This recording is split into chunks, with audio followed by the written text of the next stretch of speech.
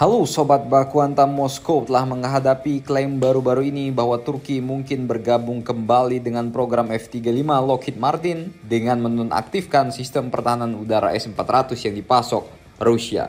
Menurut Menteri Luar Negeri Rusia Sergei Lavrov, Turki secara hukum dilarang menjual kembali sistem S-400 ini ke negara lain karena sertifikat pengguna akhir yang disertakan dalam kontrak pasokan senjata.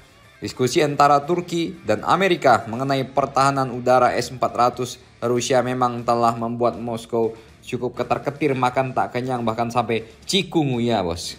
Menurut media Yunani mencatat bahwa Wasam Amerika telah mengusulkan rencana terperinci selama musim panas untuk mengatasi perselisihan yang sedang berlangsung yang timbul dari akuisisi Turki atas sistem S-400 Rusia.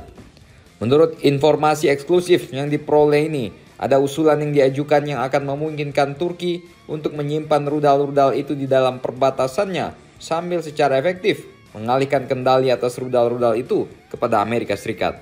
Diskusi yang sedang berlangsung tampaknya lebih maju daripada yang diketahui oleh publik.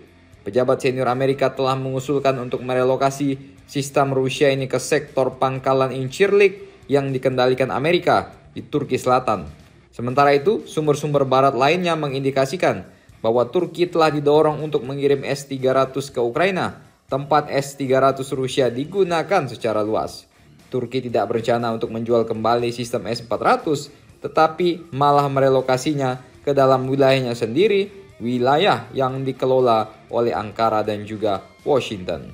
Komentar Lavrov tentang penjualan kembali ini tampaknya menggarisbawahi kewajiban Turki berdasarkan perjanjian pengguna akhir yang bertujuan untuk menekan Ankara di tengah rumor tentang pemindahan sistem di bawah kendali Amerika. Pesan yang jelas di sini adalah bahwa Turki tidak dapat menjual kembali atau mentransfer S-400 tanpa persetujuan Rusia yang pada dasarnya mencegah para ahli militer barat untuk mendapatkan akses ke teknologi S-400.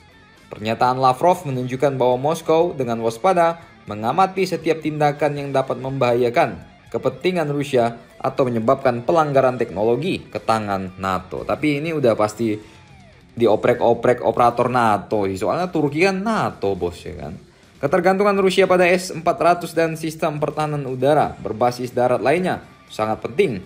Terutama mengingat ukuran armada tempur yang relatif kecil jika dibandingkan dengan NATO dengan jumlah jet tempur generasi kelima yang lebih sedikit seperti F-35.